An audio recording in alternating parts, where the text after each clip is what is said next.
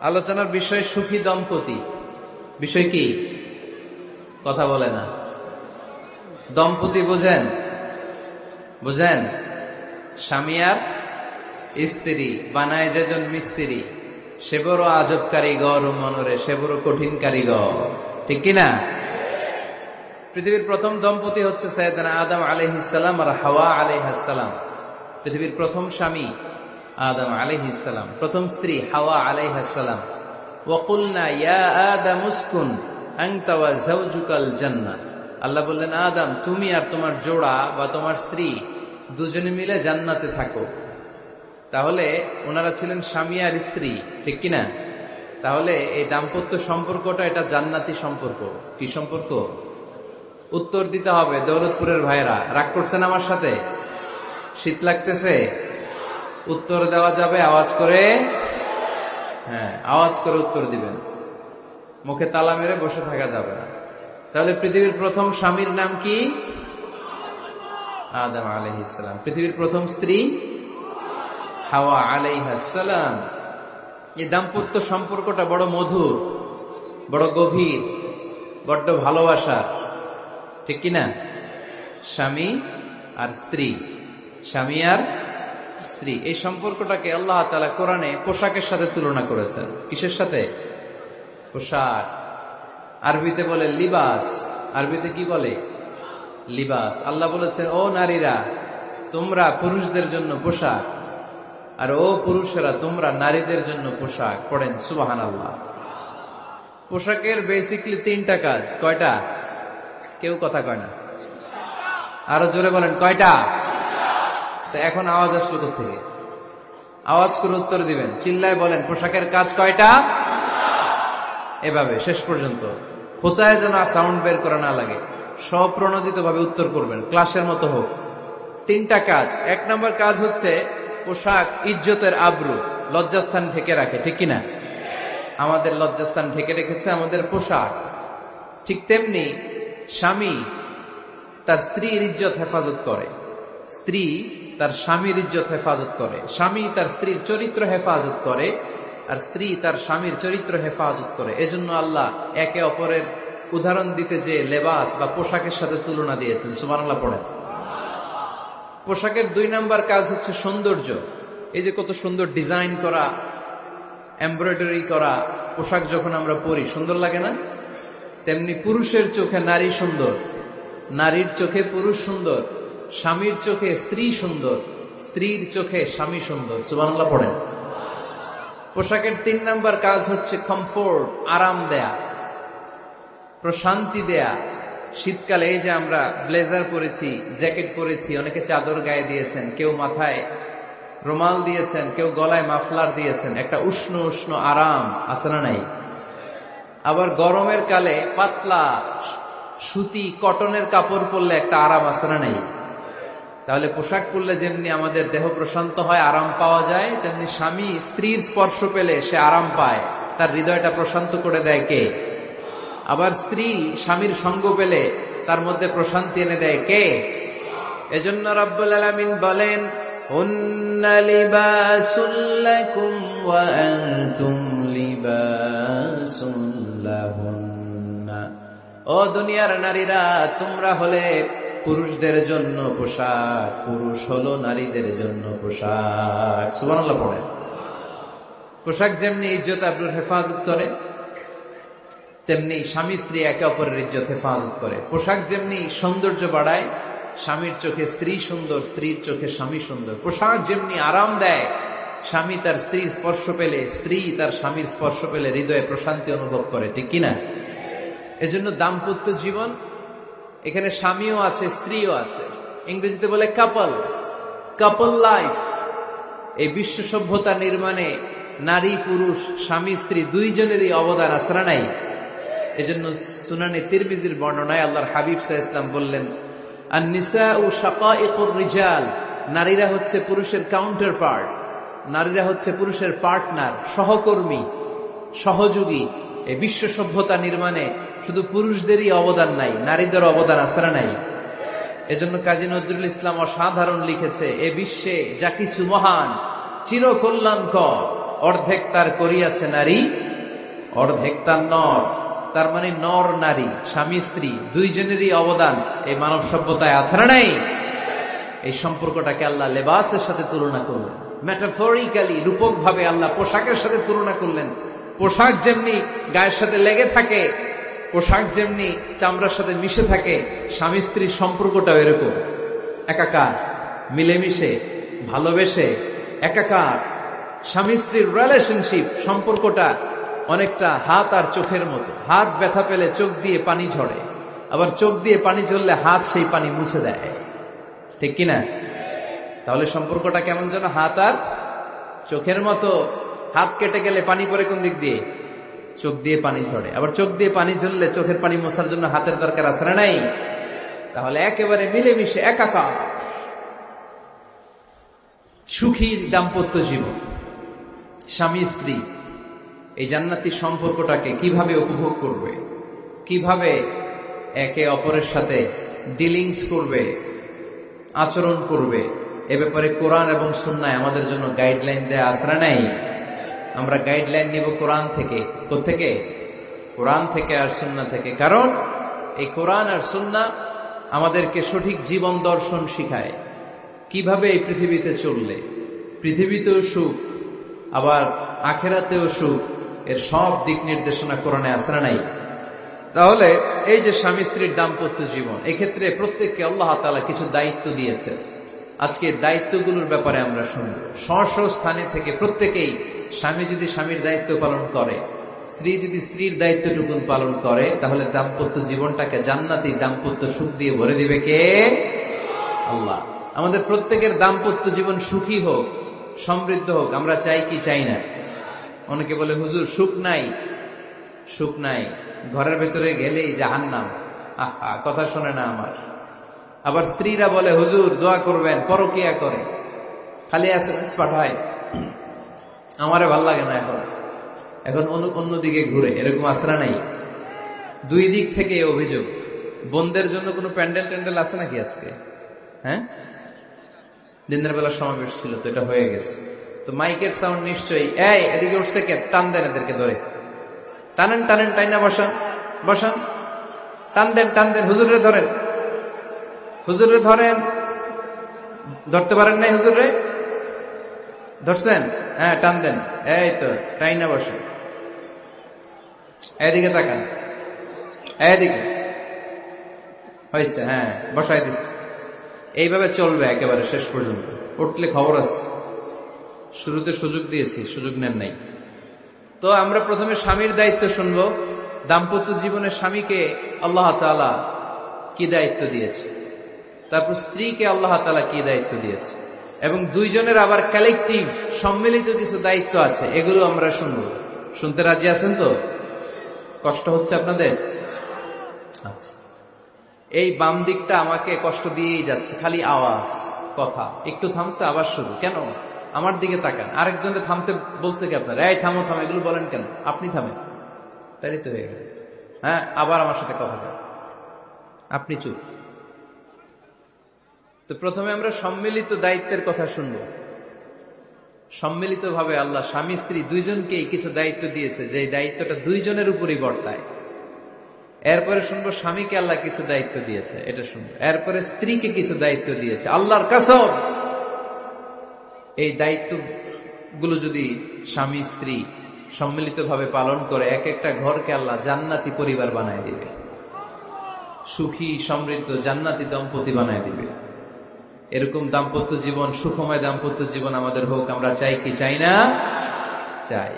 তাহলে আমরা প্রথমে আলাদা আলাদা দায়িত্ব শোনার আগে সম্মিলিত বা কালেকটিভ রেসপন্সিবিলিটি কি আছে, এই সম্মিলিত দায়িত্বগুলো শুনব। স্বামী স্ত্রীর দুইজনের কাঁধেই বর্তায় এরকম প্রথম দায়িত্ব হচ্ছে স্যাক্রিফাইস। দাম্পত্য জীবনের আসল খেলাটা হচ্ছে স্যাক্রিফাইসের খেলা। কিসের খেলা? স্যাক্রিফাইস। এটা লাগবে।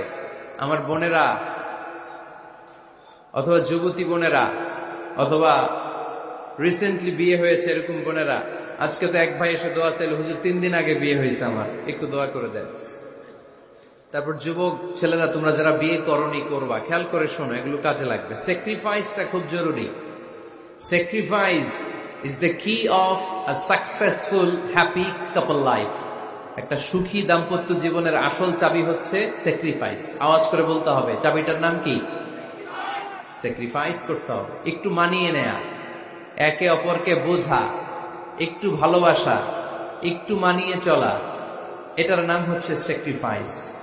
একে অপরকে বোঝার চেষ্টা করা, একটু মানিয়ে চলার চেষ্টা করা, একটু ভালো লাগা, একটু ভালোবাসা, সুখ দুঃখ ভাগাভাগি করে মিলেমিশে একাকার হয়ে যাওয়া, এটার নামই দাম্পত্য জীবন, ঠিক কিনা? হ্যাঁ, এটার নামই দাম্পত্য জীবন। মিলেমিশে একাকার হয়ে যেতে হবে, স্যাক্রিফাইসের মানসিকতা অর্জন করতে হবে। একে অপরের দোষ ধরলে চলবে না, কারণ no one is perfect in this life. আপনি যে আপনার বউয়ের দোষ ধরতেছেন, আপনার দোষ নাই? কথা বলেন না কেন? আপনারও দোষ আছে না নাই? তো লিস্ট দুই ভাবে করা যায়, একটা হচ্ছে দোষের লিস্ট আর একটা হচ্ছে গুণের লিস্ট। দোষের লিস্ট বাদ দিয়ে দেন। আপনার স্ত্রীর মধ্যে আল্লাহ তাআলা কি কি গুণ দিয়েছে, এই গুণগুলোর লিস্ট করুন, দোষের লিস্ট নয়। দাম্পত্য জীবনটাই এমন, কখনো ঝগড়া, কখনো হাসাহাসি, কখনো মেঘ, কখনো বৃষ্টি, আছে না নাই? হয় না এরকম?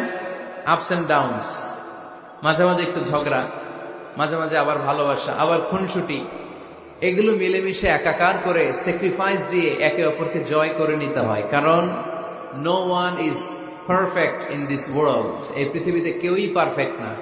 আপনি আপনার বউয়ের দোষ খুঁজলে আপনারও দোষ আছে না নাই? কেউ দোষমুক্ত নয়।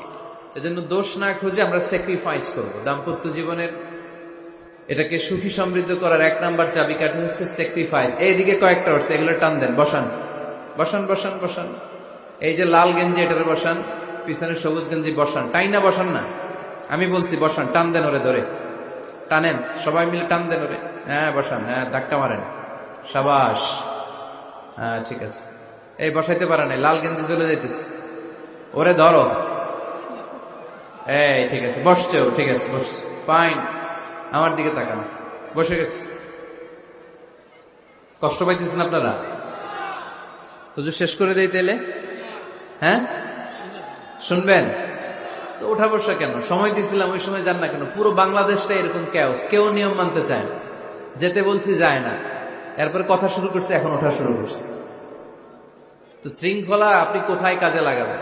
এটা কোরআনের মাহফিল, এখানে নীতির কথা শোনানো হয়। তো এখানে যা চলবে সব নীতি মেনেই চালাতে হবে, ঠিক কিনা?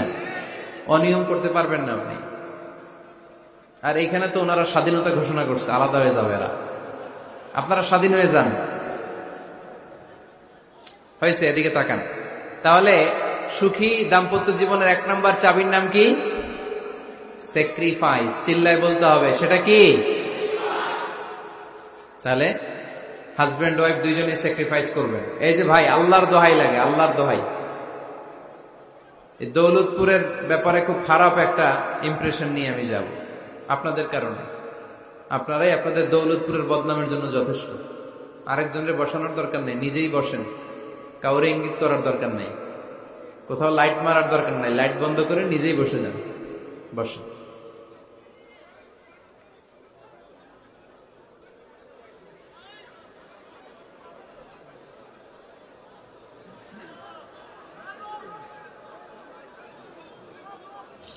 হ্যাঁ ঠিক আছে, এদিকে তাকান।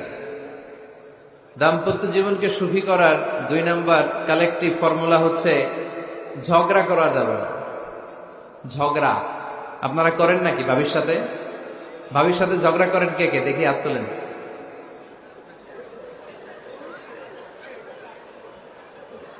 এদিকে সব আল্লাহর ওলি, এরা ঝগড়া টগড়া করে না। আপনি করেন? এই সাহসী সন্তান আছে কিছু, মাশাআল্লাহ, ঠিক আছে, বেশি করেন না আবার।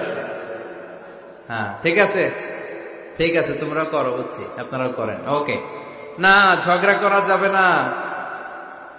একজন ঝগড়া শুরু করলে আরেকজন চুপ থাকতে হবে। দুইজনই ঝগড়া করলে, দুইজন রেগে গেলে ঝামেলা আসরা নাই। স্বামী রেগে গেলে স্ত্রী চুপ, স্ত্রী কখনো রেগে গেলে স্বামী চুপ, দুইজনই রেগে গেলে তৃতীয় বিশ্বযুদ্ধ, ঠিক কিনা? এজন্য ঝগড়া করতে দেয়া যাবে না। কারণ এই ঝগড়া, সামান্য ঝগড়া থেকে এই ঝগড়া বাড়তে বাড়তে এটা বিচ্ছেদের দিকে গড়ায়, ডিভোর্স হয়ে যায়। এরকম কত কেস যে আমার কাছে আসে, কত কেস যে আমার কাছে আসে যে হুজুর ছোট্ট ঝগড়া থেকে আমাদের মধ্যে ঝগড়া বাড়তে বাড়তে ইগো প্রবলেমের কারণে বিচ্ছেদে গড়ায়। আর এই ঝগড়া একটু শুরু হলে ইবলিশ শয়তানের কাজ হচ্ছে পালে বাতাস দেয়। কি দেয়?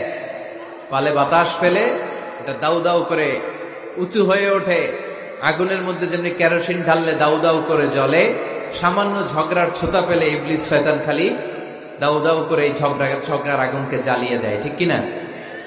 এজন্য ঝগড়া করবেন না, মেহেরবানি করে ঝগড়া শুরু করবেন না। যে কোনো মূল্যে এই ঝগড়াকে থামায় রাখতে হবে। তো ফ্যামিলিতে ঝগড়া অনেক সময় হয়ে যায়, কিন্তু একজন ঝগড়া করলে আরেকজন চুপ থাকতে হবে। ঝগড়া নিয়ে একটা মজার গল্প আছে, শুনবেন?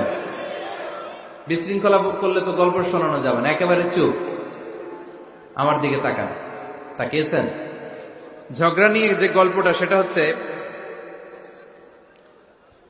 এক স্বামী ওয়াজ শুনে বাড়িতে গেছে রাত 11টায়। তো বাড়ির কাছাকাছি যেতে না যেতে স্ত্রীর আবার স্বভাব হচ্ছে রাতের খাবারটা স্বামীর সাথে একসাথে খায়, আলাদা খায় না। তো বাড়ির সামনে যেই স্বামী ফোন দিছে ওয়াইফকে, এই শুরু করার আগে দরজাটা খোলো, আমি চলে আসছি। তো ওয়াইফ এসে দরজা খুলে দিচ্ছে। এবার স্বামী ঘরে ঢুকে বলে, শুরু করার আগে রাতের খাবারটা দিয়ে দাও টেবিলে, খেয়ে ফেলে। স্ত্রী বেচারি ডাইনিং টেবিলে খাবার দিয়েছে, হাজবেন্ড বেচারা ওয়াশরুম থেকে ফ্রেশ হয়ে ডাইনিং টেবিলে বসেছে, স্ত্রীও বসেছে। তো খুব বড্ড গরম। হাজবেন্ড বলে, শুরু করার আগে ফ্যানটা ছাড়। এইবার তো স্ত্রী বেচারি রেগে মেগে আগুন, কি আসার পর থেকে শুরু করার আগে কি শুরু করার আগে? হাজবেন্ড বলে, এই তো শুরু হয়ে গেল। মানে কি? ঝগড়া। মানে কি? ঝগড়া। প্রিয় ভাইয়েরা, ঝগড়া করবেন না। স্বামী রেগে গেলে স্ত্রী চুপ থাকবেন, স্ত্রী রেগে গেলে স্বামী চুপ থাকবেন। কারণ সহিহ মুসলিমে এসেছে, ইন্না ইবলিসা ইয়াদাউ আরশাহু আলাল মা। ইবলিস শয়তান তার সিংহাসন গেড়েছে সাগরের উপর। কোথায়? ইবলিসের সিংহাসন কোথায়? সাগরের উপর। সুম্মা ইয়াবআসু সারায়াহু, সে প্রতিদিন সকালবেলা তার সাঙ্গপাঙ্গরে গোটা পৃথিবীতে পাঠায়, যা পৃথিবীতে ফাসাদ সৃষ্টি কর। ইবলিস যখন সাঙ্গপাঙ্গদেরকে গোটা পৃথিবীতে ছড়িয়ে দেয়, সারাদিন ধোঁকা দেওয়ার পরে, ওয়াসওয়াসা দেওয়ার পরে, রাত্রিবেলা ইবলিসের কাছে ফিরে আসে, এসে বলে, ও ইবলিস, আমি আজকে আল্লাহর বান্দাদেরকে দিয়ে মিথ্যা কথা বলিয়েছি। ইবলিস বলে, এটা তো কোনো ব্যাপারই না, এগুলাই তো তোদের কাজ। আরেক শয়তান বলে, আমি ওজনে কম দিয়েছি একজনের মাধ্যমে বাজারে। ইবলিস বলে, এটাও তেমন বড় কোনো কাজ নয়। আরেকজন বলে, আমি সুদের ডিলিংস করিয়েছি। ইবলিস বলে, এটাও কোনো কাজ নয়। আরেক শয়তান বলে, আমি মদের আড্ডাখানায় নিয়ে মসজিদে যেতে নিয়েছিল, সেখান থেকে সরিয়ে মদের আড্ডাখানায় আল্লাহর বান্দাদেরকে নিয়েছি। ইবলিস বলে, এইটাও তেমন বড় কোনো কাজ নয়। আরেক শয়তান এসে বলে, মা তারাকতুহু হাত্তা ফাররাকতু বাইনাহু ওয়া বাইনা ইমরাআতিহি, আমি এক আল্লাহর বান্দার সাথে বান্দির ঝগড়া লাগিয়ে ঝগড়া করাতে করাতে তালাক পর্যন্ত নিয়ে গিয়েছি।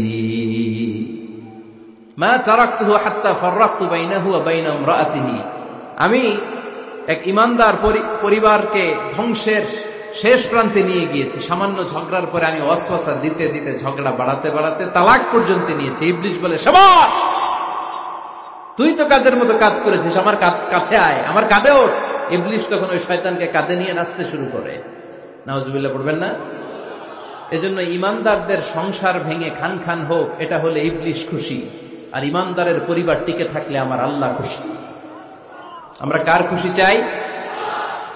এজন্য শয়তানরে খুশি হতে দেয়া যাবে না। ইমানদারদের পরিবারগুলো ঝগড়ার মাধ্যমে ভেঙে যাক, সব সময় শয়তানের মিশন এটা। আর ইমানদারদের পরিবারগুলো টিকে থাক, এটা আমার আল্লাহ সব সময় চায়। সুবহানাল্লাহ পড়েন। এজন্য দৌলতপুরের ভাইরা, ঝগড়া করবেন না। ঝগড়া কিন্তু নবী রাসূলদের পরিবারেও ছিল, আল্লাহ রাসূল সাল্লাল্লাহু আলাইহি ওয়াসাল্লামের পরিবারেও ঝগড়া ছিল। এটা স্বাভাবিক। দাম্পত্য জীবনের খুব সিম্পল ইস্যু। একজন রাগ করলে আরেকজন থেমে যাবে। পারবেন? কি হলো, পারবেন না? আল্লাহর হাবিব সাল্লাল্লাহু আলাইহি ওয়াসাল্লামের সাথে আম্মা জান আয়েশার ঝগড়া হতো। মজার একটা হাদিস শুনে, সহিহ বুখারীর হাদিস, মুসনাদে আহমদ ইবনে হাম্বলও এসেছে এই হাদিসটা। আম্মা জান আয়েশার সাথে ঝগড়া। ঝগড়ার পর আম্মাজান আয়েশাও রাগ, আল্লাহ রাসূল সাল্লাল্লাহু আলাইহি ওয়াসাল্লাম রাগ। এখন রাগ মিটানোর দরকার আছে না নাই? আল্লাহ রাসূল সাল্লাল্লাহু আলাইহি ওয়াসাল্লাম বললেন, আয়েশা চলো মিটমাট করে ফেলি। সুবহানাল্লাহ কইবেন না? চলো মিটমাট করি। তো কারে ডাকবো মিটমাটের জন্য? ওমর রে ডাকি। আম্মাজান আয়েশা বলে, না, ওমর গলিব, ওমর খুব মেজাজ ওয়ালা, আমার ডর লাগে। তোমার আব্বারে ডাকি। আব্বারে ডাকেন। আব্বারে ডাকেন। খুশি হয়ে গেছেন আম্মাজান আয়েশা রাদিয়াল্লাহু। আবু বকর রাদিয়াল্লাহু চলে আসলেন, দাঁড়ালেন। এবার বিষ্ণু সাল্লাল্লাহু আলাইহি ওয়াসাল্লাম বললেন, তাতাকাল্লিমিন আও আতাকাল্লাম, কি ঘটছে আমাদের মাঝে, তুমি বলবা না আমি বলবো? আম্মাজান আয়েশা বললেন, তাতাকাল্লামু আনতা ওয়ালা তাকুল ইল্লা হাক্কান, আপনিই বলেন, তবে সত্য ছাড়া মিথ্যা বলেন না। আবু বকর রাদিয়াল্লাহু তাআলা আনহু শুনে রেগে গেলেন, কি এ কেমন কথা তোমার? নবীকে উদ্দেশ্য করে তুমি বলছো সত্য ছাড়া মিথ্যা বলবেন না, নবী কখনো মিথ্যা বলবে নাকি? রেগে মেয়ের গায়ে মেরেছে এক চোর। চোর খেয়ে আম্মাজান আয়েশা উল্টে পড়ে গেলেন। সাইয়েদনা আবু বকর রাদিয়াল্লাহু তাআলা আনহু রেগে গড়গড় করতে লাগলেন, আবার মারার জন্য উদ্যত হলেন। আম্মাজান আয়েশা রাদিয়াল্লাহু তাআলা আনহু বাঁচার জন্য এবার বিশ্বনবীর পিছনে যে আশ্রয় নিলেন। সুবহানাল্লাহ পড়বেন না? বিশ্বনবী সাইয়েদনা আবু বকরের সামনে দুই হাত মেলে ভেবে দাঁড়িয়ে গেলেন। আল্লাহর হাবিব যখন আম্মাজান আয়েশাকে বাঁচানোর জন্য দুই হাত উঁচু করে দাঁড়িয়ে গেলেন, সাইয়েদনা আবু বকর থেমে গেলেন। সাইয়েদনা আবু বকর এই পরিস্থিতি দেখে ঘর থেকে বের হয়ে ঘরের বাইরে দাঁড়ালেন। এবার আল্লাহর রাসূল সাল্লাল্লাহু আলাইহি ওয়াসাল্লাম আম্মাজান আয়েশাকে তুললেন, বললেন, ইয়া আয়েশা কাইফা রাআইতিনি আনকাসতুকি মিনার রাজুল, দেখলা নাকি কেমন করে আমি তোমার বাবার হাত থেকে তোমারে বাঁচালাম? আজকে আমি যদি সামনে দাঁড়িয়ে না বাঁচাতাম, তোমার বাবা তোমারে একেবারে মেরেই ফেলতো। সুবহানাল্লাহ পড়েন। দেখছো আয়েশা, আমি বাঁচাইলাম তোমারে, আমার সাথে ঝগড়া করো, আমি বাঁচাইলাম। এই কথা শুনে আম্মাজান আয়েশা রাদিয়াল্লাহু তাআলা লজ্জায় পড়ে হেসে দিলেন। সুবহানাল্লাহ পড়বেন না? এত আস্তে সুবহানাল্লাহ। লজ্জায় হেসে দিলেন। বিশ্বনবী সাল্লাল্লাহু আলাইহি ওয়াসাল্লাম এবার হেসে দিলেন। দুইজনের হাসাহাসি শুনে বাইরে থেকে আবু বকর রাদিয়াল্লাহু তাআলা আনহু হাসির আওয়াজ শুনে অবাক, কিরে এতক্ষণ যুদ্ধ, এখন আবার হাসি কেন? হাসে দেখার জন্য সাইয়েদনা আবু বকর রাদিয়াল্লাহু তাআলা আনহু ঘরের ভেতরে ঢুকলেন। ঢুকে দেখেন আম্মাজান আয়েশাও হাসে, বিশ্বনবীও হাসে, সাইয়েদনা আবু বকর হেসে দিলেন। আরশের উপর থেকে খুশি হয়ে গেলেন কে? এবার সাইয়েদনা আবু বকর বলেন, ইয়া রাসূলুল্লাহ, ইয়া হাবিবাল্লাহ, আশরিকানি ফি সিলমিকুমা কামা আশরাকতুমানি ফি হারবিকুমা। নবী গো, আপনাদের দুইজনের মধ্যে যুদ্ধ লাগলে যেমনি মিটমাট করার জন্য আপনি আমারে ডাকেন, আপনাদের এই আনন্দ ঘন মুহূর্তগুলোতে শরীক হওয়ার জন্য মাঝে মাঝে আমারে ডাইকে। সুবহানাল্লাহ পড়েন। আপনাদের মধ্যে যুদ্ধ লাগলে সন্ধি করার জন্য যেমনি আমারে ডাকেন, আপনারা যখন আনন্দ ঘন পরিবেশ এরকম খুনসুটি করেন, হাসাহাসিতে মেতে ওঠেন, তখন একটু আমারে ডাইকেন। সুবহানাল্লাহ পড়বেন না? দেখেন, আল্লাহ রাসূল সাল্লাল্লাহু আলাইহি ওয়াসাল্লাম পৃথিবীর সবচেয়ে শ্রেষ্ঠতম মানুষ। উনাদের পরিবারেও ঝগড়া হতো, কিন্তু এই ঝগড়া কোনোদিন তালাক পর্যন্ত গিয়েছে? কথা বলেন না কেন? আল্লাহর হাবিব সাল্লাল্লাহু আলাইহি ওয়াসাল্লাম তার কোন স্ত্রীকে তালাক দিয়েছেন? প্রায় আম্মাজান আয়েশার সাথে রাগারাগি হতো। আল্লাহর হাবিব সাল্লাল্লাহু আলাইহি ওয়াসাল্লাম বলতেন, আয়েশা, কখন তুমি রেগে থাকো সেটাও আমি জানি, কখন তুমি আমার উপর খুশি থাকো সেটাও আমি জানি। ইয়া আয়েশা, ইন্নী লা আ'লামু ইযা কুনতি আন্নী রাদিয়া ওয়া ইযা কুনতি আলাইয়া গাদবা। আয়েশা, কখন রেগে থাকো তাও বুঝি, কখন খুশি থাকো তাও বুঝি। আম্মাজান আয়েশা বললেন, ইয়া রাসূলুল্লাহ, কেমনে বোঝেন? বিশ্বনবী বললেন, তোমার দোয়ার বাক্যগুলো শুনো বুঝি। যখন তুমি আমার উপরে খুশি থাকো তখন দোয়ার সময় তুমি এভাবে বলো, ওয়া রাব্বি মুহাম্মদ, ও মুহাম্মাদের রব, আপনি আমাদের সব গুনাহ মাফ করে দেন। আর যখন তুমি আমার উপর রেগে থাকো তখন তুমি মুনাজাতের সময় বলো, ওয়া রাব্বি ইব্রাহিম, ইব্রাহিমের রব, আপনি আমাদেরকে ক্ষমা করে দেন। তার মানে যখন তুমি রেগে থাকো তখন দোয়ার সময় আমার নামটা মুখে নিতে চাও না। সুবহানাল্লাহ পড়েন। তখন তুমি দোয়ার সময় অন্য নবীর নাম নাও। আম্মাজান আয়েশা বললেন, ইয়া রাসূলুল্লাহ, মা আহাজুরু ইল্লা ইসমাক, আমি তো শুধু নামটাই সরাই, আমার মুখ থেকে কেবল আপনার নামটাই সরায় রাখি, আমার হৃদয় থেকে কখনো আপনারে সরাতে পারি না। আমার হৃদয় জুড়ে আপনি, মা আহাজুরু ইল্লা ইসমাক, নবী হে, আমি শুধু দোয়ার সময় রাগের মাথায় আপনার নামটা বাদ দেই, হৃদয় থেকে তো আপনারে বাদ দিতে পারি না। সুবহানাল্লাহ পড়বেন না? তার মানে নবীদের ফ্যামিলি তো ঝগড়া এগুলো হতো, কিন্তু এটা তালাক পর্যন্ত গড়াতো না, ঠিক কিনা? তাহলে এখন থেকে আমাদের এই স্লোগান নিতে হবে, ঝগড়া করলেও আমরা ডিভোর্সের দিকে যাব না, পারা যাবে? আর একজন রেগে গেলে আরেকজনকে চুপ থাকতে হবে। ভাবি রেগে গেলে আপনি চুপ, পারবেন? পারবেন না? ইনশাআল্লাহ। এই যারা বিয়ে করে না এরা ইনশাআল্লাহ, আর বাকিরা চুপচাপ। আওয়াজ করে পড়েন না ইনশাআল্লাহ। তাহলে প্রথমে স্যাক্রিফাইস, তারপর ঝগড়া করা যাবে না। 3 নাম্বার, দাম্পত্য জীবনের কোনো গোপন কথা অন্যের কাছে শেয়ার করা যাবে না। হাদিসে এসেছে, এটাকে বলা হয়েছে আ'যামুল আমানা, এটা সবচেয়ে বড় আমানত। যারা দাম্পত্য জীবনের একান্ত বিষয় কারোর সাথে শেয়ার করে তারা সবচেয়ে বড় কবিরা গুনাহ করে। আশারুন নাস বলেছেন বিশ্বনবী এদেরকে, সবচেয়ে নিকৃষ্ট মানুষ। ইয়াউমাল কিয়ামাতি মানজিলাতান, আল্লাহর কাছে কিয়ামতের দিন সবচাইতে নিকৃষ্ট হয়ে দাঁড়াবে ওই দম্পতি, ওই নারী কিংবা ওই পুরুষ। তুফদি ইলা যাওজিহি ওয়া ইউফদি ইলা যাওজিহা সুম্মা ইউনশিরু সিররাহা, তারা একান্ত সময়ে ফিজিক্যাল ইন্টিমেসিতে যা করে এটা পরে মানুষের কাছে বলে বেড়ায়। এরকম আছে না নাই? খবরদার, এটা বড় কবিরা গুনাহ। অনেক বোনরা একসাথে হলে দাম্পত্য জীবনের বিভিন্ন গোপন বিষয় নিয়ে কথা বলে, আছে না নাই? অনেক পুরুষরা একে অপরের সাথে, বন্ধুদের সাথে বিভিন্ন বিষয় নিয়ে শেয়ার করে, এটা এমন ওইটা এমন, এগুলো বলা যাবে? আসিবাউ হারাম। দাম্পত্য জীবনের সব বিষয়, স্বামীর সব বিষয় স্ত্রীর কাছে আমানত, স্ত্রীর সব বিষয় স্বামীর কাছে আমানত রেখেছে কে? দাম্পত্য জীবনের এই প্রাইভেট লাইফের কোনো কিছু কিয়ামত পর্যন্ত অন্যের কাছে প্রকাশ করাকে হারাম ঘোষণা করে দিয়েছে কে? এজন্য খবরদার আমার বোনেরা, একসাথে মহিলারা হলে পেটের কথা পিঠের কথা সব বের করে দেয়, আছে না নাই? কিছু থাকে না, সব বের হয়ে যায়। খবরদার, সব বললেও দাম্পত্য জীবনের কোনো কথা শেয়ার করা যাবে? আমার ভাইয়েরা খবরদার, আপনাদের দাম্পত্য জীবনের কোনো কথা আপনার বন্ধুর সাথে শেয়ার করতে পারবেন না। এগুলো ফ্যামিলি শান্তি নষ্ট করে, দাম্পত্য জীবনের সুখকে নষ্ট করে। তাহলে 3 নাম্বার, প্রাইভেসি বজায় রাখবেন, এটা দুজনেরই দায়িত্ব। 4 নাম্বার, অহেতুক সন্দেহ পরিহার করুন। অনেক স্ত্রী আছে হাজবেন্ডের খালি সন্দেহ করে, এই ওদিকে তাকাই লাগেন, ওই মেয়ের দিকে তাকাই লাগেন, মোবাইল দেখি, মোবাইল দাও, ফেসবুকের পাসওয়ার্ড দাও, ঢুইকা দেখি মেসেঞ্জারে কার সাথে চ্যাট করছে, এই অফিসের ফাইল দেখি, এই এটা দেখি, এই তোমার ইনবক্স চেক করবো, এদিকে দাও, আছে না নাই? এই সন্দেহ ঘরটারে জাহান্নামের টুকরা বানিয়ে ছেড়েছে। অহেতুক সন্দেহ করবেন না। আবার ভাইরা ভাবিদেরকে অহেতুক সন্দেহ করবেন, এই ওদিকে গেলা কেন, ওদিকে তাকাইলা কেন, এটা করলা কেন, ওইটা করলা কেন, দেখি তোমার মোবাইল, তোমার মোবাইলের গ্যালারি দেখি, লক করে রাখছো কেন, লক খোলো, আছে না নাই? অহেতুক সন্দেহ ফ্যামিলিটারে জাহান্নামের টুকরা বানিয়ে দেয়। হ্যাঁ, ভ্যালিড কোন অপরাধ যদি স্বামী করে ফেলে, ভ্যালিড কোন অপরাধ যদি স্ত্রী করে ফেলে, পরকীয়ার কোন বিষয় যদি প্রমাণিত হয়, বসেন, কনসাল্ট করেন, একে অপরের সাথে কথা বলেন, জিজ্ঞেস করেন। কিন্তু অহেতুক, আমি অনেক ফ্যামিলি এরকম দেখেছি, আমার কিছু বন্ধুকেও আমি দেখেছি যে এদের অবস্থা খুব খারাপ, খালি সন্দেহ করে, আছে না নাই? এই সন্দেহের রোগটা বড় রোগ, এই রোগ থেকে বেরিয়ে আসতে হবে। অহেতুক সন্দেহ করা যাবে না। 5 নাম্বার, হাজব্যান্ড ওয়াইফের দায়িত্ব হচ্ছে একে অপরের সহযোগী হতে হবে, সহকর্মী। আল্লাহর জান্নাত পাওয়ার ক্ষেত্রে একে অপরের সহযোগী। আপনি একা জান্নাতে যাবেন, ভাবি জাহান্নামে, এটা আপনি চান? জি না, আওয়াজ নাই আমগো গলায়। আপনি এটা চান? ভাবি একা জান্নাতে যাবে, আপনি যাবেন না, এটা ভাবি চায়? চায় না। তাহলে গেলে একসাথেই যান না, একসাথেই যান, একসাথেই যাবেন, আলাদা না।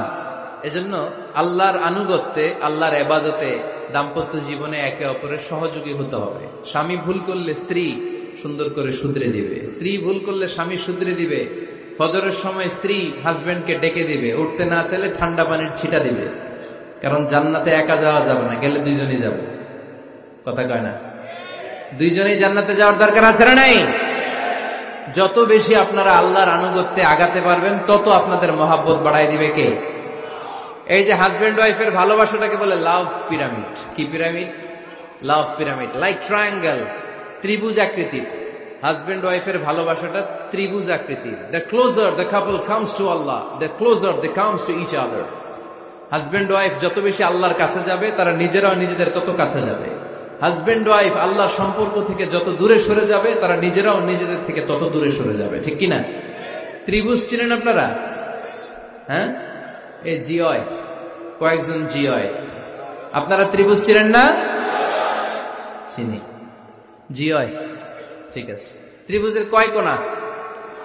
হ্যাঁ, 3 কোণা। এই যে এরকম লাভ পিরামিড, 3 কোণা। এই উপরের কোণায় আল্লাহর অবস্থান, আর এই কোণায় স্বামী, এই কোণায় স্ত্রী। তো তারা আল্লাহর দিকে যত যাবে নিজেরাও তত কাছে যাবে, আর তারা আল্লাহর সম্পর্ক থেকে যত দূরে চলে যাবে নিজেদের মধ্যে দূরত্ব বাড়তে থাকবে। ঠিক কিনা? পিরামিডটা বুঝতে পারছেন? ত্রিভুজ আকৃতির সম্পর্কটা লাভ পিরামিড এরকম, 3 কোণা। উপরের কোণায় থাকে আল্লাহ, এদিকে স্বামী, এদিকে স্ত্রী। তারা যদি আল্লাহর কাছে উভয়ে যেতে চায়, উভয়ে কাছাকাছি আসতেছে না? কথা বলেন না কেন? আর আল্লাহর আনুগত্য ইবাদত থেকে দুইজন যদি দূরে সরে যায়, তাহলে দুজনের দূরত্ব বাড়িয়ে দেয় কে? এজন্য স্বামী হবে স্ত্রীর সহযোগী, সহকর্মী। নামাজের সময় একে অপরকে ডেকে দিবেন, মোবাইলে অ্যালার্ম দিয়ে রাখবেন। স্বামী স্ত্রীরে ডাকেন, স্ত্রী স্বামীরে ডাকেন। স্বামী স্ত্রীকে কোরআন তেলাওয়াত শোনাবেন, স্ত্রী স্বামীরে কোরআন তেলাওয়াত শোনাবেন। ফ্যামিলিটারে জান্নাতি ফ্যামিলি বানায় দিবে কে? তাহলে এই 5টার দায়িত্ব কালেকটিভ রেসপন্সিবিলিটি, স্বামীর উপরও বর্তায়, স্ত্রীর উপরও বর্তায়। এগুলো মেনে চললে দাম্পত্য জীবন সুখকর করে দিবে কে? মনোযোগ আছে? কষ্ট হচ্ছে? এবার আমরা হাজবেন্ডের দায়িত্ব শুনি। হাজবেন্ডের প্রথম দায়িত্ব হচ্ছে, হাজবেন্ড হচ্ছে caretaker of the family, in charge, protector. আর রিজালু কাওয়ামুনা আলান নিসা। আল্লাহ বললেন স্বামী হলো তার স্ত্রীর ইনচার্জ, প্রোটেক্টর। স্ত্রীকে সুরক্ষা দিবে, স্ত্রীকে টেক কেয়ার করবে, স্ত্রীর দায়িত্বে থাকবে। এই দাম্পত্য জীবনের দুইজনের সংসারকে, সংসারের মধ্যে স্বামীকে দায়িত্বশীল বানিয়েছে কে? পুরুষ দায়িত্বশীল। পুরুষ কখনো নারীর ক্ষতি করে না, সুপুরুষ নারীর ক্ষতি করে না। ঠিক কিনা? গোটা পুরুষ সমাজ নারী সমাজের সুরক্ষা দিবে। যেগুলো নারীকে একান্তে পেলে রেপ করে, যে ঢাকা বিশ্ববিদ্যালয়ে একটা রেপের ঘটনা ঘটছে না, যে এই বেয়াদবটা এই কাজ করেছে, এটা কি পুরুষ না কুপুরুষ? এটা কি সুপুরুষ না কুপুরুষ? সুপুরুষ নারীর প্রোটেকশন দেয়, নারীর টেক কেয়ার করে, তার ইনচার্জ, তার দায়িত্বশীল। দাম্পত্য জীবনে অর্থনৈতিক যত দায় দায়িত্ব আছে সব আল্লাহ তাআলা পুরুষের কাঁধে দিয়েছে। কার কাঁধে? এই দাম্পত্য লাইফে নারীর কোন অর্থনৈতিক দায় দায়িত্ব নারীর কাঁধে আল্লাহ দেয় নাই। এজন্য সব অর্থনৈতিক দায়িত্ব পুরুষের ঘাড়ে। 4টা অর্থনৈতিক দায়িত্ব আছে। পুরুষ নারীকে মহারণা দিবে, পুরুষ নারীকে খাবারের ব্যবস্থা করবে, পুরুষ নারীকে পোশাকের ব্যবস্থা করবে, পুরুষ নারীর জন্য রেসিডেন্সিয়াল ব্যবস্থা করবে। ঠিক কিনা? وآتوا النساء صدقاتهن نحلة فإن طبن لكم عن شيء منه نفسا فكلوه هنيئا مريئا। সুবহানাল্লাহ পড়ে। সব স্বামীদেরকে আল্লাহ ডেকে বললেন, ও স্বামীরা শোনো শোনো, বিয়ের পর সাথে সাথে স্ত্রীর কাছে তুমি মোহরানা আদায় করে দাও। মোহর দেয়া নফল নাকি ফরজ? জোরে বলেন। তোমরা কি দাও? সিলটি পুলা মোহরানা দাও? হ্যাঁ, মোহরানা দিতায় নাকি যৌতুক খাইতা? খিতা করতা? হ্যাঁ, কি দিব? মোহরানা দিব। মোহরানা দেয়াকে ফরজ করেছে কে? আল্লাহ। তো মোহর দিতে টাকা লাগে না? এই টাকার দায়িত্ব পুরুষের ঘাড়ে দিছে কে? 2 নাম্বার দায়িত্ব, আলাল মাউলুদি লাহু রিজকুহুন্না ওয়া কিসওয়াতুহুন্না বিল মা'রুফ। স্বামী স্ত্রীর জন্য খাদ্যের ব্যবস্থা করবে, পোশাকের ব্যবস্থা করবে।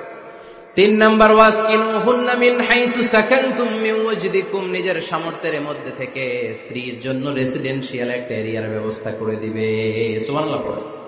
তাহলে অর্থনৈতিক দায়িত্বের মধ্যে 4টা: মোহরানা দেয়া, মিলস খাবারের ব্যবস্থা করা, মানে ফুডিং এন্ড ক্লোথিং, পোশাকের ব্যবস্থা করা, সর্বশেষ রেসিডেন্সিয়াল ব্যবস্থা করা। এই যে অর্থনৈতিক সব দায়িত্ব, খরচ যেখানেই আছে, সব দায়িত্বগুলো পুরুষের কাঁধে দিল কে? চিল্লায় বলেন কে? খরচের সবকিছু আল্লাহ তাআলা পুরুষের কাঁধে দিয়েছেন। এটা হচ্ছে পুরুষের ফিনান্সিয়াল দায়িত্ব। এবার দাম্পত্য জীবনে পুরুষের নন ফিনান্সিয়াল কিছু দায়িত্ব আল্লাহ তাআলা দিয়েছেন, এগুলো আমরা শুনব। এদিকে ওঠাওটি করলেন কে কে দেখি? আটকান, এদেরকে আটকান। ধরেন ধরেন, এদেরকে ধরেন। হ্যাঁ, কি হয়েছে? শেষ করে দিব তো? খিতা খৈতা? হ্যাঁ, জোরে মাতো। চলবে চলবে? হ্যাঁ, তাকবীর পড়েন তো দেখি, যারা চলবে বলতেছেন লিল্লাহে তাকবীর।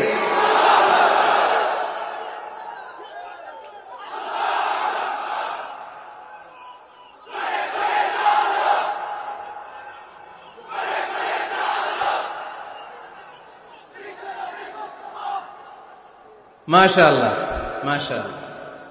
এবার দাম্পত্য জীবনে নন ফিনান্সিয়াল পুরুষের যে দায়িত্ব আছে সেটা আমরা শুনবো। 1 নাম্বার দায়িত্ব হচ্ছে স্বামীর উচিত স্ত্রীর সাথে ভালো আচরণ করা।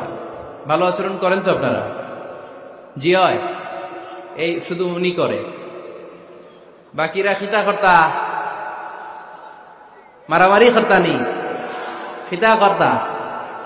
হ্যাঁ, সালাম দিবেন, স্ত্রীকে কি দিবেন?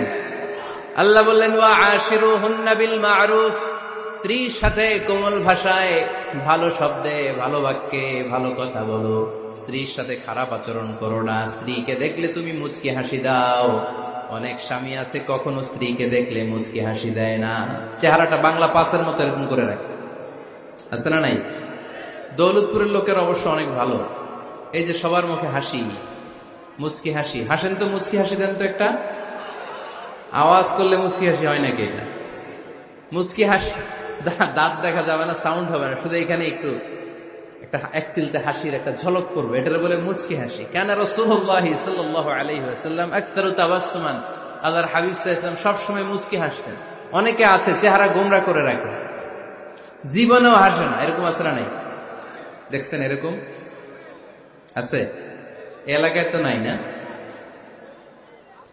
আছে। হাসবেন, হাসবেন। মুচকি হাসতে পয়সা লাগে না, পয়সা লাগে, এজন্য হাসবেন। আল্লাহর হাবিব সাল্লাল্লাহু আলাইহি ওয়াসাল্লাম বলেছেন ফাস্তাউসু বিন-নিসাই খায়রা, নারীর সাথে ভালো আচরণ করো।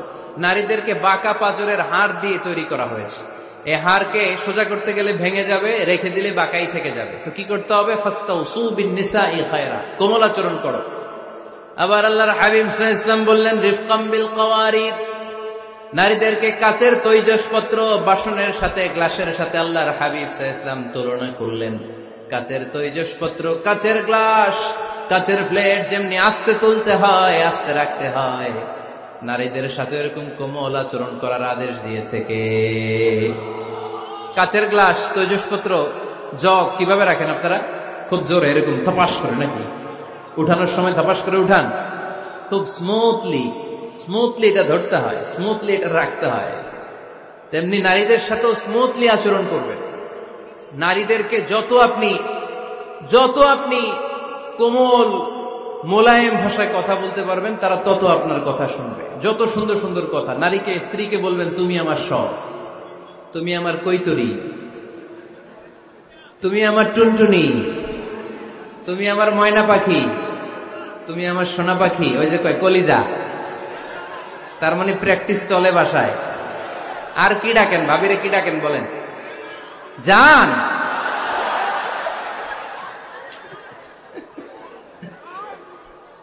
জান ডাকেন।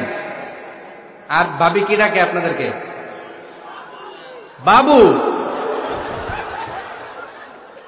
কি ডাকে? বাবু ডাকে। আর কি ডাকে? হ্যাঁ, বেবি। পোলাপান কত দুষ্ট দেখছেন, বেবি ডাকে নাকি?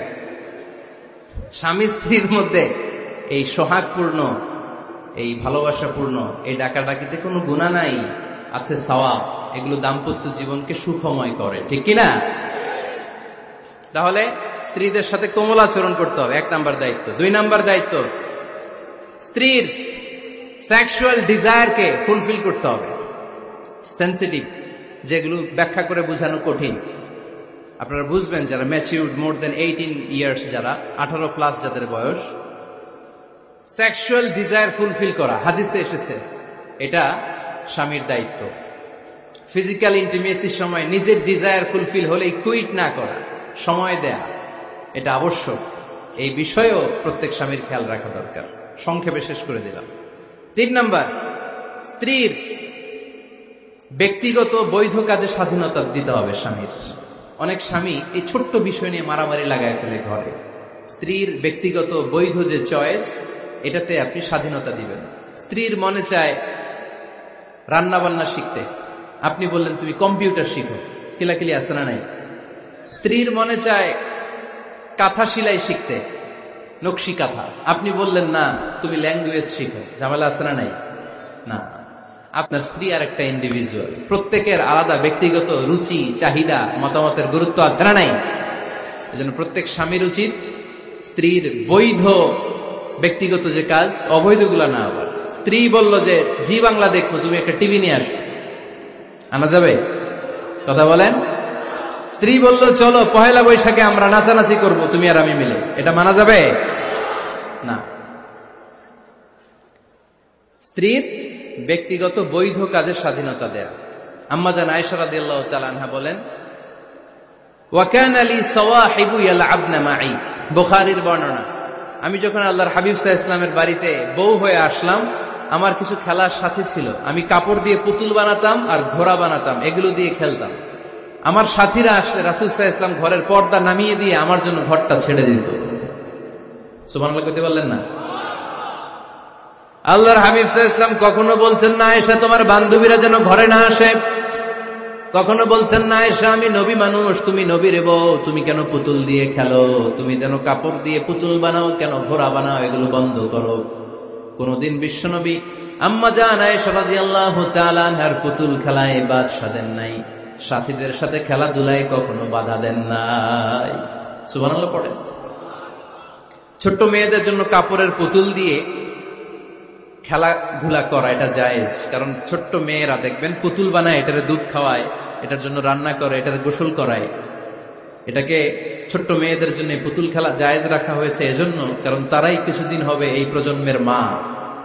তাদের সন্তানদেরকে কেমন করে লালন পালন করবে তার একটা প্র্যাকটিস খেলার ছলেই ছোটবেলায় হয়ে যায়। সুবহানাল্লাহ পড়েন।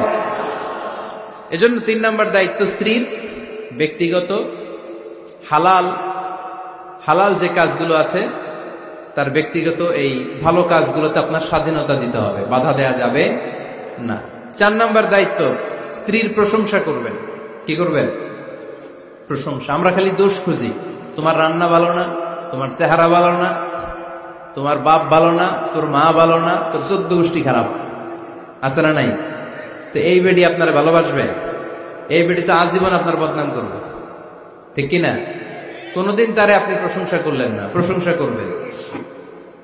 স্ত্রীর চেহারার প্রশংসা করেন, যে তুমি সুন্দর, তুমি সুন্দরী, এরকম বলেন, খুশি হবে না?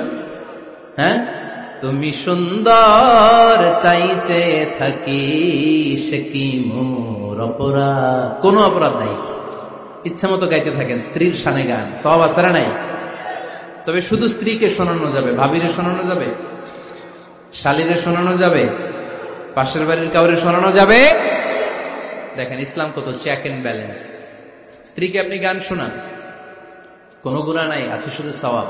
তাহলে 4 নম্বর পয়েন্ট হচ্ছে এপ্রিসিয়েশন।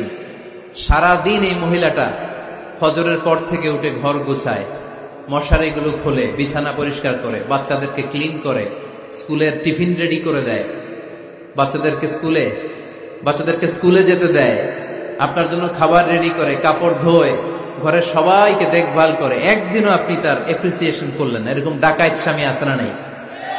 দৌলতপুরে নাই, এখানে সব ভালো। এপ্রিসিয়েট করবেন। আমরা ভুলে যাই, একটা থ্যাঙ্কস দিতে ভুলে যাই, একটা জাযাকিল্লাহ, আল্লাহ তোমাকে জাযা দেখ, এটাও বলি না।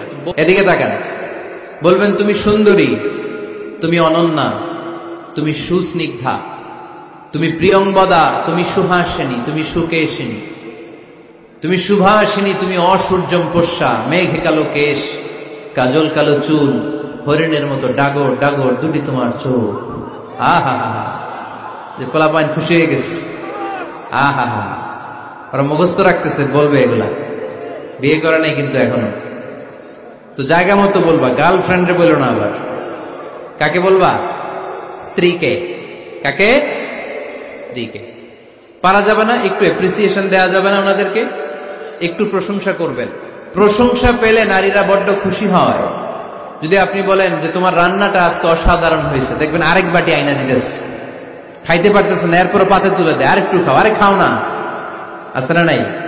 ওই যে প্রশংসা করছেন, খুশি হয়ে গেছে। তো আপনি 10,000 টাকার বান্ডিল দিয়ে আপনার বউকে যত খুশি করতে না পারবেন, রান্না মজা হয়েছে এইটা বলে আপনি অনেক বেশি খুশি করতে পারবেন। আল্লাহর হাবিব সাল্লাল্লাহু আলাইহি ওয়াসাল্লাম কখনো স্ত্রীদের রান্নার বদনাম করে নাই। সুবহানাল্লাহ পড়বেন না? আওয়াজ করে পড়েন সুবহানাল্লাহ। আজ থেকে স্ত্রীর সৌন্দর্যের প্রশংসা করবেন, কাজের প্রশংসা করবেন, রান্নার প্রশংসা করবেন, অ্যাপ্রিসিয়েশন দিবেন। পারবেন তো? রান্নার প্রশংসা নিয়ে মজার একটা গল্প আছে, শুনতে চান? তো উঠতে শুরু করলেন যে, হ্যাঁ এখন আর কে কারে ধরবে, অনেকে উঠে গেছে। 2টার দিকে যারা বসা, প্রায় আমার মাহফিলগুলোতে এই সমস্যা হয়। গাইবান্ধাতে আমি গেলাম, জিজ্ঞেস করলাম কখন আসছেন, কয় ফজর পরে আসছি। তো ফজর পরে আসছেন, এত আগে আসছেন কেন? কয় জায়গা পাবো না এই জন্য। লক্ষ লক্ষ মানুষ, কে কাকে নিয়ন্ত্রণ করবে? লক্ষ লক্ষ মানুষ। আমার জীবনে এত বড় প্যান্ডেল আমি কথা বলি নাই। এরা সকাল থেকে বসে আছে, পেশাব আটকে রাখছে, এটা ক্ষতিকর না? এরা আজহারিকে দেখার পরে এরপরে ওঠা আরম্ভ করছে, দেখাইছি কয়, দেখা গেছি হুজুর, এরপরে চলে যাচ্ছে। তা আপনাদের কি অবস্থা এরকম? হ্যাঁ, আচ্ছা ঠিক আছে। তো রান্নার প্রশংসা নিয়ে যে মজার গল্পটা আপনাদের শোনাতে চাই, এদিকে তাকান, মনোযোগী হন। আমার ওয়াজ শুনে এক লোক মনে মনে নিয়ত করছে যে আয়রে, জীবনে তো রান্নার প্রশংসা করলাম না, আজকে রান্নার প্রশংসা করব। তো মাহফিল শেষে বাসায় গেছে, স্ত্রী তাকে খাবার দিয়েছে, স্বামী খাবার খায় আর মিটি মিটি হাসে। স্ত্রী বলে, এই মাহফিল শুনে আসছো, রাত বাজে 12টা, খাচ্ছ ভালো কথা, হাসো কেন? তো স্বামী বলে, হাসি এর কারণ হচ্ছে তোমার রান্নাটা আজকে এত মজা হয়েছে না জীবনে, আজকে বাড়াই বাড়াই করতেছে, তো জীবনে এত মজার রান্না খাই নাই। রান্না মজা হয়েছে শুই না। স্ত্রী তো রেগে গেছে, কি গত 10 বছর ধরে তোমার রান্না করে খাওয়াই, একদিনও রান্নার প্রশংসা করলা না, আর আজকে পাশের ঘরের ভাবি একটু গরুর গোশতের তরকারি পাঠাইছিল বাটিতে করে, পাশের ঘরের ভাবি একটু আমাদের বাড়িতে তরকারি পাঠাইছিল, তো ওই তরকারি দিয়েই তোমাকে খাবার দিছি, আজকে রান্না টান্না আমি করি নাই। তো ওই বেটির রান্না তোমার এত ভাল লাগছে, এই 10 বছরে একদিনও কইলা না, আজকে এটা কইলা, খাও খাও, তোমার মজার খাওয়া, আর রান্ধুম না। তো প্রশংসা করলে বুঝে শুনে করবেন, একটু এনশিওর হবেন যে রান্নাটা করছিল কে। তা না হইলে কিন্তু ঘরে চুলায় আগুন জ্বলবে না, টানার রোজা রাখা লাগবে, ঠিক কিনা? তো 4 নাম্বার গেলে এপ্রিসিয়েশন, একটু এপ্রিসিয়েশন দিবেন। আল্লাহর হাবিব সব সময় স্ত্রীদের প্রশংসা করতেন। সেই বুখারীর বর্ণনা, আল্লাহর হাবিব বলেন, ইন্না ফাদলা আয়েশা আলান নিসা কাফাদলিস সারিদ আলা সাইরিত তাআম। আরব ভূখণ্ডের মধ্যে সব খাবারের উপরে সারিদ খাবার যেমনি সেরা, দুনিয়ার সব নারীদের মধ্যে আমার আয়েশা তেমনি সেরা। সারিদ একটা খাবার আছে। আমি যখন মিশরে পড়তাম আল আজহার ইউনিভার্সিটিতে, আমাদের ইউনিভার্সিটিতে সরকারের পক্ষ থেকে সরকারিভাবে খাবার দেয়া হতো। আমাদের খাবারের খরচ বহন করতেন ওমানের সুলতান কাবুস। এই গত 3-4 দিন আগে ইন্তেকাল করেছেন, নাম শুনছেন আপনারা? প্রায় 40 বছরেরও বেশি মনে হয়, 45 বছর বা 50 বছরের লম্বা সময় উনি ওমানের প্রেসিডেন্ট ছিলেন। উনি আমাদের খাবারের খরচটা বহন করতেন। কিছুদিন আগে ইন্তেকাল করেছেন। আমরা ওনার জন্য দোয়া করি, আল্লাহ তাআলা এই সুলতান কাবুসের জীবনের গুনাহগুলো মাফ করে নিক, ওনার সমস্ত খেদমত আল্লাহ কবুল করে নিক। তো আমাদের আল আজহার ইউনিভার্সিটির হোস্টেলে ঈদের দিন একটা খাবার দিত, এটার নাম ছিল সারিদ। রুটি আর গোশত এগুলোকে ম্যাশড করে একটা স্তর বানাতো, এটা কেটে কেটে আমাদেরকে দিত, এটাকে বলে সারিদ। আরব দেশে সবচেয়ে দামি খাবার। আমাদের দেশে যেমনি পোলাও, গরুর রেজালা, রোস্ট, এগুলো খুব উন্নত খাবার ধরা হয়, বিয়েতে সার্ভ করা হয়। আরব দেশে ওইটাকে বলে সারিদ, শ্রেষ্ঠ খাবার। আল্লাহর হাবিব বললেন, সব খাবারের মধ্যে যেমনি সারিদ সেরা, নারীকুলের মধ্যে তেমনি আমার আয়েশা সেরা। দেখেন কেমনে এপ্রিসিয়েট করতেন। আম্মা জান আয়েশাকে তিনি সব সময় আদর করে হামায়রা বলে ডাকতেন। হামায়রা মানে লাল সুন্দরী বউ। কি সুন্দরী? আম্মা জান আয়েশা রেগে গেলে গাল দুটো আনার ফলের মতো লাল হয়ে যেত, এজন্য ডাকতেন, ও আমার লাল সুন্দরী বউ। সুবহানাল্লাহ কইতে পারলেন না? আবার আম্মাজান খাদিজাতুল কুবরা তাহেরা রাদিয়াল্লাহু তাআলা আনহার ব্যাপারে বলতেন, ইন্নী ক্বাদ রুজিকতু হুব্বাহা। সহিহ মুসলিমের বর্ণনায় তিনি বলতেন, খাদিজার ভালোবাসা আল্লাহ তাআলা আমার হৃদয়ে রিজিক হিসেবে দিয়েছে। আওয়াজ করে পড়েন আল্লাহু আকবার। তো এইজন্য এপ্রিসিয়েট করবেন। 5 নাম্বার হচ্ছে আপনার ভালোবাসা স্ত্রীকে প্রকাশ করুন। এক ছাদের নিচে আজীবন বসবাস, 20 বছর হয়ে গেছে এদের সংসার, একদিনও মুখ ফুটে বলতে পারে নাই তোমারে ভালোবাসি। পারছেন? হ্যাঁ, কে কে পারছেন? দেখে হাত তুলেন। হাত অর্ধেক তুলে আবার নামায়, ভেজাল আছে, ঠিক কিনা? ভালোবাসি বলছিলেন? কারে বলছিলেন? ভাবিকে না গার্লফ্রেন্ডকে? হ্যাঁ, স্ত্রীকে বলবেন। নিজের স্ত্রীকে বলবেন আই লাভ ইউ। কি বলবেন? কথা বুঝে না বোধহয়। কি বলবেন? সবাই বলেন। কি বলবেন? মুরব্বী একজনও কয় না, কয় এতদিন কইছি না, অহনও কম না। বলবেন, ভালোবাসা প্রকাশ করবেন। স্ত্রীরা এটা খুব চায়, স্বামীর পক্ষ থেকে এই খুনসুটিগুলো খুব পছন্দ করে। আপনি আজকে যে বলেন, দেখবেন ফ্যামিলির সুখ বাড়তে শুরু করছে। সুনানে তিরমিজির বর্ণনা দেখেন, বিশ্বনবী যে আই লাভ ইউ বলতো, তার দলিল শুনেন। সাহাবারা জিজ্ঞেস করলেন, ইয়া রাসূলুল্লাহ, মান আহাব্বুন নাসি ইলাইক, ও নবী, কারে সবচেয়ে বেশি ভালোবাসেন? Who do you love the most? নবী, কাকে সবচেয়ে বেশি লাভ করেন আপনি? সাহাবারা প্রশ্ন করলেন, ইয়া রাসূলুল্লাহ, কাকে লাভ করেন বেশি? আল্লাহর হাবিব সাল্লাল্লাহু আলাইহি ওয়াসাল্লাম বললেন, আয়েশা, আয়েশা রে। সুবহানাল্লাহ কইবেন না? সাহাবারা বললেন, ওমিনার রিজাল, পুরুষদের মধ্যে কারে বেশি পছন্দ করেন? বিশ্বনবী বললেন, আবুহা, আয়েশার বাবারে। সাইয়েদনা আয়েশা রাদিয়াল্লাহু তাআলা আনহার বাবার নাম কি? আবু বকর। কি নাম? আবু বকর। আল্লাহর হাবিব সাল্লাল্লাহু আলাইহি ওয়াসাল্লাম বললেন, সবচেয়ে বেশি লাভ করি আয়েশাকে। সাহাবারা বললেন, ওমিনার রিজাল, পুরুষদের মধ্যে কারে বেশি লাভ করেন? আল্লাহর হাবিব সাল্লাল্লাহু আলাইহি ওয়াসাল্লাম বললেন, আয়েশার বাবারে। সুবহানাল্লাহ পড়েন। আম্মা জান আয়েশাকে বিশ্বনবী এত ভালোবাসতেন। আম্মা জান আয়েশা পেয়ালার যেখানে ঠোঁট লাগিয়ে দুধ পান করতেন, বিশ্বনবী পেয়ালার ওই জায়গাটা খুঁজে খুঁজে ওই জায়গায় ঠোঁট লাগিয়ে দুধ পান করতেন। আম্মা জান আয়েশা রাদিয়াল্লাহু তাআলা না গোশত খেয়ে হাড্ডি চষে হাড্ডিটা রেখে দিলে বিশ্বনবী আম্মা জান আয়েশার চষা হাড্ডিটা মুখে নিয়ে আবার চষতে শুরু করে দিতেন। পড়েন সুবহানাল্লাহ। দুইজন একসাথে এক বালতি থেকে পানি নিয়ে গোসল করতেন। পড়েন আল্লাহু আকবার। তাহলে এভাবে ভালোবাসা প্রকাশ করতে পারবেন তো? 6 নাম্বার স্বামীর দায়িত্ব হচ্ছে গৃহস্থলী ছোটখাটো যে কাজ আছে এই কাজগুলোতে হেল্প করা। আমরা অনেক সময় এগুলোর লজ্জা মনে করি। আল্লাহর হাবিব সাল্লাল্লাহু আলাইহি ওয়াসাল্লাম আমাদের মডেল। আল্লাহর হাবিব সাল্লাল্লাহু আলাইহি ওয়াসাল্লাম ঘরের কাজে সাহায্য করতেন। আপনারা এইভাবে ওঠা শুরু করলেন? হ্যাঁ, বউকা বসেন বসেন বসেন, শেষ করে দিচ্ছি, আর 10 মিনিট বসেন। আল্লাহর হাবিব সাল্লাল্লাহু আলাইহি সাল্লাম ঘরের কাজে সাহায্য করতেন। আপনারা ঘরের কাজে সাহায্য করেন তো? আম্মা জান আয়েশা বলেন, বিশ্বনবী নিজ হাতে জুতা সেলাই করেছেন, নিজ হাতে জামা সেলাই করেছেন। মুসনাদে আহমদ ইবনে হাম্বলের বর্ণনা, আল্লাহর রাসূল সাল্লাল্লাহু আলাইহি ওয়াসাল্লাম দুধ খেতে মন চাইলে নিজ হাতে ছাগলের দুধ দহন করেছেন। সুবহানাল্লাহ। নিজে আটার খামির বানাতেন, আম্মা জান আয়েশা চুলায় সেকা দিতেন। আবার আম্মা জান আয়েশা রাদিয়াল্লাহু তাআলা আনহা আটার খামির বানাতেন, বিশ্বনবী এটা চুলায় সেকা দিতেন। সুবহানাল্লাহ পড়েন। দুধ খেতে চাইলে নিজ হাতে বিশ্বনবী ছাগির ওলান থেকে দুধ দহন করে আম্মা জান আয়েশার কাছে এনে দিয়ে দিতেন। সুবহানাল্লাহ পড়েন। তাহলে ঘরের কাজে সহায়তা করবেন, ঘরের কাজে সহায়তা। 7 নাম্বার হালাল এন্টারটেইনমেন্ট, হালাল বিনোদন, এটা ইসলাম জায়েজ রেখেছে। অনেকে আমরা বিনোদনটাকে হারাম মনে করি, এরকম আছে না নাই? হ্যাঁ, বিনোদন 2 ধরনের, একটা হারাম এন্টারটেইনমেন্ট আর একটা হচ্ছে হালাল এন্টারটেইনমেন্ট।